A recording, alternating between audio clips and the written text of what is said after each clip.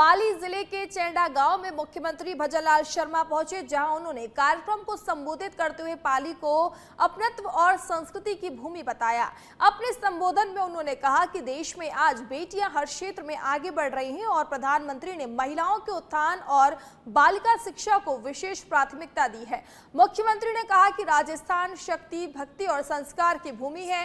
कार्यक्रम के दौरान उन्होंने महिलाओं से संवाद किया, जहां बालिकाओं द्वारा उच्च शिक्षा की मांग रखी गई है, जिस पर उन्होंने आवश्यक सुविधाएं उपलब्ध कराने का आश्वासन भी दिया। मुख्यमंत्री ने कहा कि सरकार महिला सशक्तिकरण और शिक्षा के क्षेत्र में लगातार काम कर रही है। भाइयों बहनों, ये पाली की भूमि संस्कृति और परंपरा और पुरुषार्थ का एक संगम है।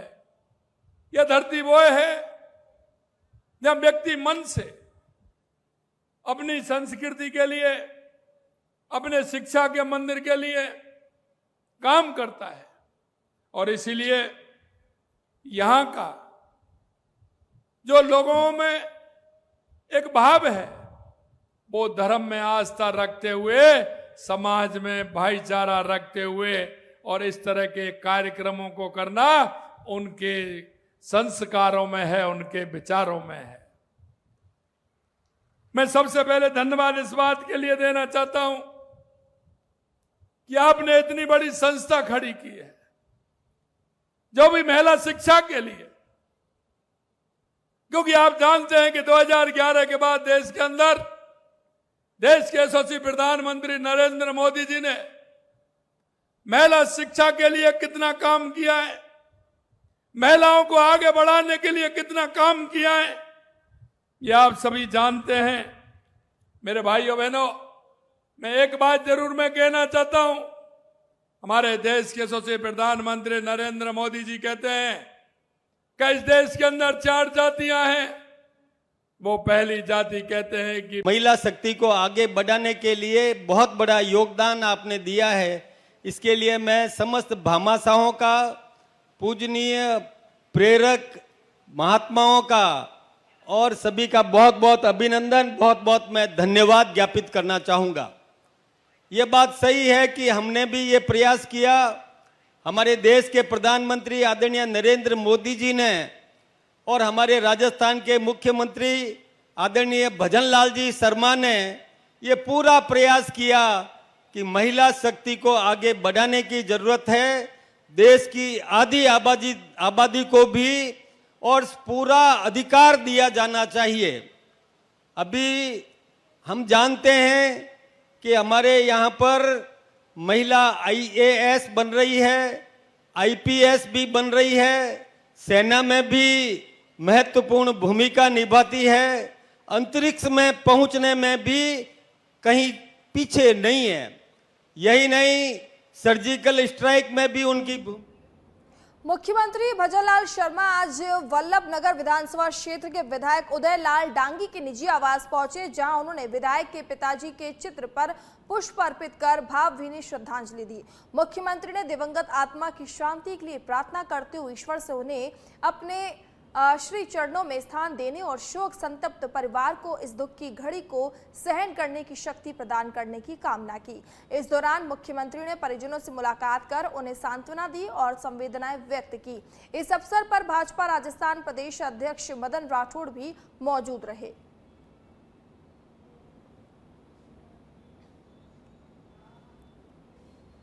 राजस्थान में शिक्षा व्यवस्था को लेकर सरकार अब पूरी तरह सख्त नजर आ रही है। शिक्षा संकुल में शिक्षा मंत्री मदन दिलावर ने प्रारंभिक और माध्यमिक शिक्षा विभाग की अहम समीक्षा बैठक लेकर लंबित प्रकरणों, छात्राओं की सुरक्षा और भर्ती परीक्षाओं में गड़बड़ियों और योजनाओं की प्रगति पर विस्तार से चर्चा की। मंत्री ने स्पष्ट निर्देश दिए कि सभी लंबित मामलों का शीघ्र निस्तारण सुनिश्चित किया जाए और सरकारी योजनाओं का लाभ समय पर विद्यार्थियों तक पहुंचे। बैठक में बोर्ड परीक्षाओं के परिणाम, प्रवेशोत्सव और आगामी पौधारोपण कार्यक्रम को लेकर भी रणनीति तय की गई। सरकार शिक्षा व्यवस्था में पारदर्शिता, गुणवत्ता और जवाबदेही बढ़ाने के उद्देश्य से सक्रिय रूप से सुधारात्मक कदम उठाती नजर आ रही है।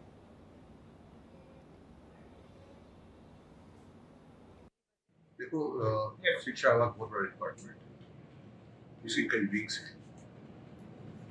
और अभी जो जिस मुद्दों पर हम चर्चा की, एक तो हमारे प्रवेश उत्सव की समीक्षा की, दूसरा जो हमारी पेंडिंग प्रकरण है, हम लगातार मीटिंग करते रहते हैं, क्योंकि सभी प्रकरणों का निस्तारण सभी पर होना चाहिए। अपने शिक्षा विभाग को बधाई देना चाहते हैं, काफी प्रकरणों का स्थान समय पर होना है। बहुत कम प्रकरण ऐसे तो भी हम 15 जून तक लगभग सामान्यतः सभी प्रकरणों को जरूर करने का प्रयास करें, निस्तारण करने। इसमें कुछ प्रकरण तो ऐसे थे जो खबर जयपुर से है, जहां डीसीपी साउथ राजश्री राज का हुक्का बार पर एक्शन देखने को मिला। डीएसटी साउथ प्रभारी विशंबर दयाल ने महेशनगर थाना क्षेत्र में यह कार्रवाई की है। स्वेज फार्म स्थित टेडी क्लब में छापेमारी कर 7 हुक्के व भारी मात्रा में फ्लेवर जब्त किया है। मैनेजर इमरान को भी इस दौरान गिरफ्तार किया गया है। तो मैनेजर इमरान को भी इस दौरान गिरफ्तार किया गया है। 7 हुक्के व भारी मात्रा में फ्लेवर जब्त किए गए हैं। तो जयपुर से खबर आपको बता रहे हैं, जहां डीसीपी साउथ राजश्री राज का हुक्का बार पर बड़ा एक्शन देखने को मिला है। डीसीपी साउथ राजश्री राज का हुक्का बार पर एक्शन देखने को मिला है, जहां डीएसटी साउथ प्रभारी ने महेशनगर थाना में जो है छापेमारी की है। क्लब में छापेमारी कर 7 हुक्के बार पर कार्रवाई की गई है। तो मैनेजर इमरान को भी इस दौरान गिरफ्तार किया गया है।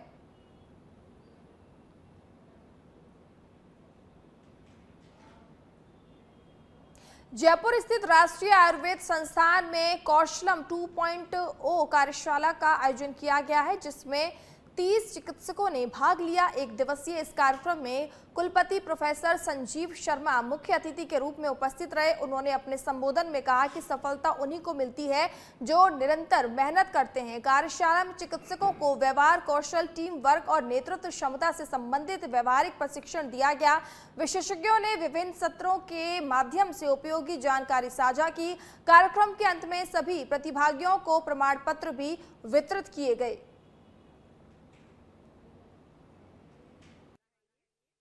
जो प्राध्यापक हैं, फैकल्टी मेंबर्स, उनके लिए एक नेतृत्व विकास और सशक्तिकरण यानी कैपेसिटी बिल्डिंग एवं लीडरशिप डेवलपमेंट प्रोग्राम का संचालन 1 दिन का ये कार्यक्रम किया जा रहा है।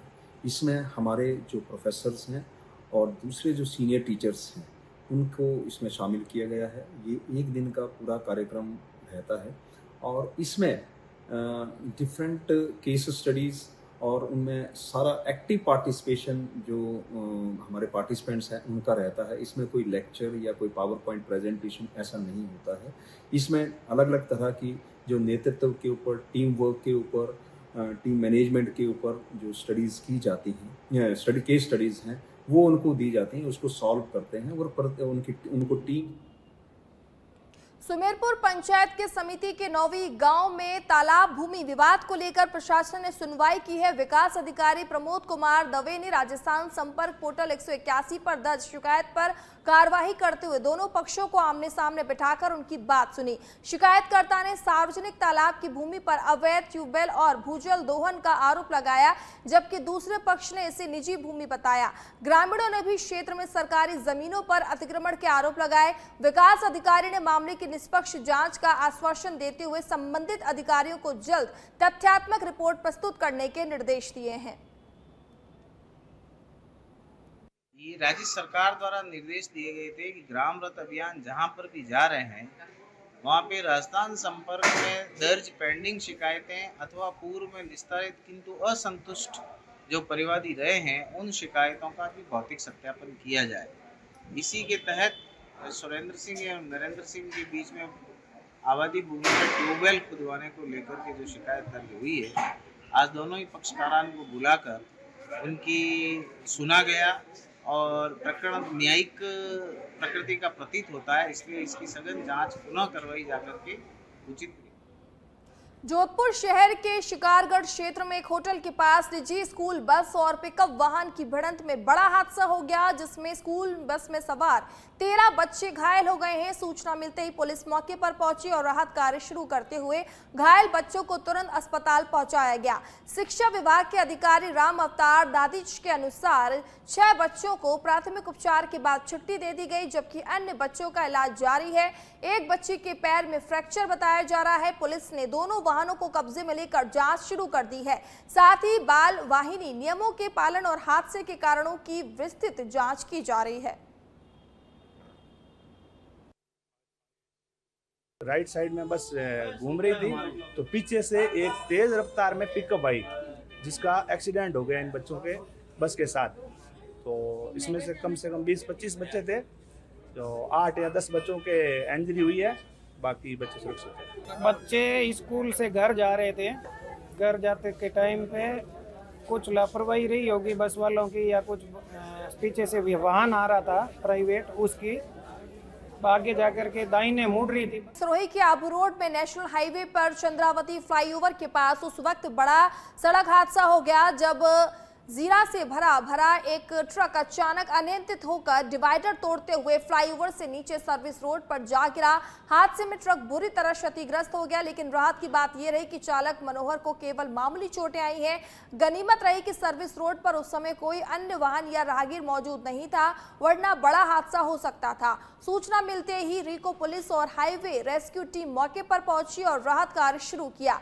फिलहाल ट्रक को हटाने, सामान शिफ्ट करने और यातायात सुचारू करने की कार्रवाई जारी है।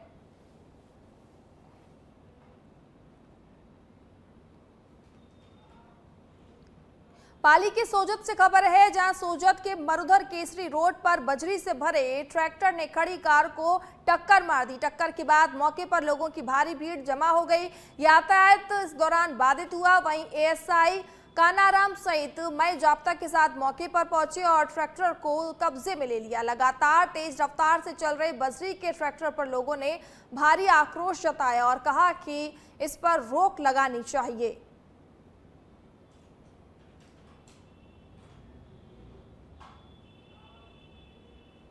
डीडवाना जिले के मारोट थाना क्षेत्र के भीपुरा गांव में हुए जानलेवा हमले के मामले में 26 दिन बीत जाने के बावजूद आरोपियों की गिरफ्तारी नहीं होने से ग्रामीणों में भारी रोष है। इस मामले को लेकर 20 अप्रैल से नावा उपखंड कार्यालय के समक्ष अनिश्चितकालीन धरना जारी है, जो अब 11वें दिन भी लगातार चल रहा है।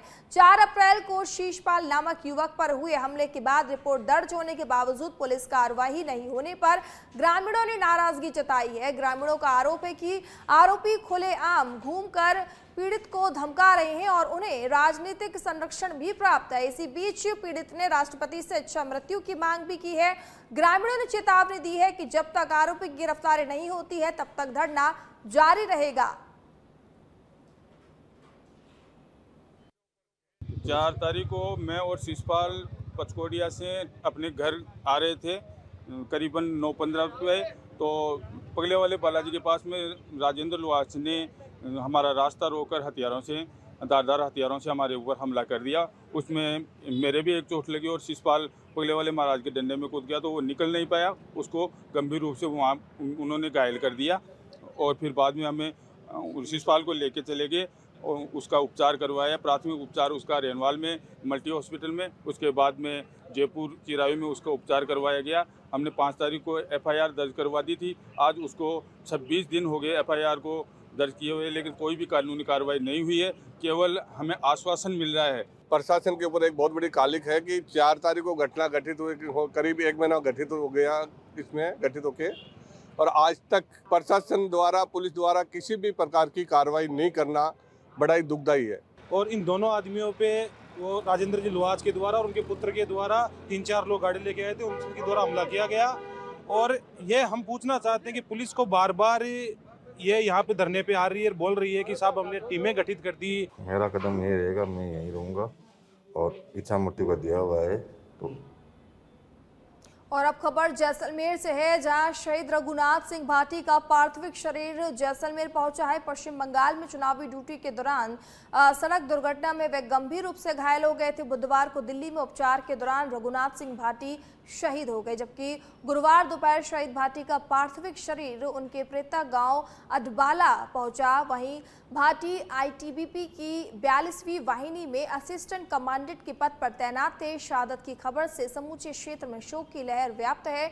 आईटीबीपी के अधिकारियों ने पार्थिव शरीर पर पुष्प चक्र अर्पित कर उन्हें सलामी दी। वहीं जैसलमेर विधायक छोटू सिंह भाटी, पूर्व विधायक सांग सिंह भाटी, रूपाराम धनदेव सहित अन्य के ने पुष्प चक्र अर्पित कर शहीदों को श्रद्धांजलि दी।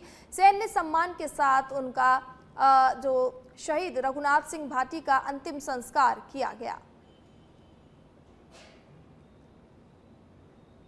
तो दिल्ली में उपचार के दौरान उन्होंने दम तोड़ दिया। आपको बता दें कि पश्चिम बंगाल में चुनावी ड्यूटी के दौरान एक सड़क हादसा हो गया था, जहां वह गंभीर रूप से घायल हो गए। इसके बाद उन्हें दिल्ली में भर्ती कराया गया, लेकिन वहां उन्होंने इलाज के दौरान दम तोड़ दिया और गुरुवार को उनका पार्थिव शरीर उनके प्रेता गांव लाया गया।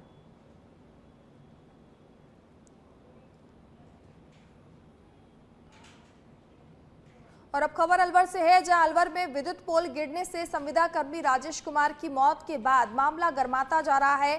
दरअसल सामूला चौक पर काम के दौरान पोल टूटकर उन पर गिर गया था, जिससे मौके पर ही उनकी मौत हो गई थी। घटना के बाद गुस्साए परिजनों और लोगों ने सामान्य चिकित्सालय के सामने जाम लगाकर आश्रित को नौकरी और 1 करोड़ रुपए मुआवजे की मांग की। परिजनों ने विद्युत विभाग के अधिकारियों और ठेकेदारों के खिलाफ मामला दर्ज कराया है।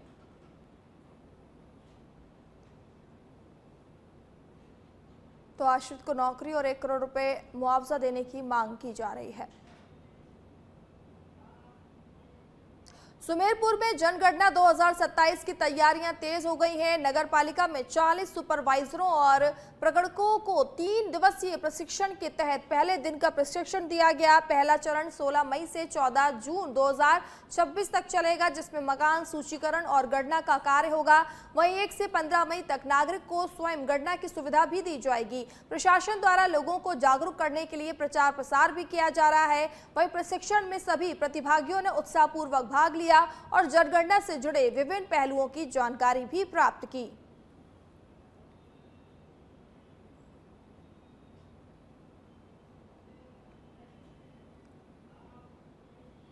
और अब खबर ओसिया से है, जहां ओसिया कस्बे के आपको बता दें कि उपखंड क्षेत्र में दर्जनों गांव में तेज हवाओं के साथ बारिश शुरू हुई।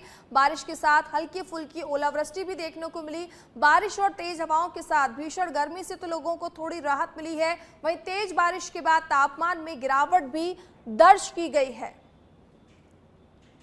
तो हल्की बारिश के साथ तेज हवा भी देखने को मिली, जिससे लोगों को कई हद तक गर्मी से राहत भी मिलती नजर आ रही है। इस दौरान कई जगहों पर ओलावृष्टि भी देखने को मिली।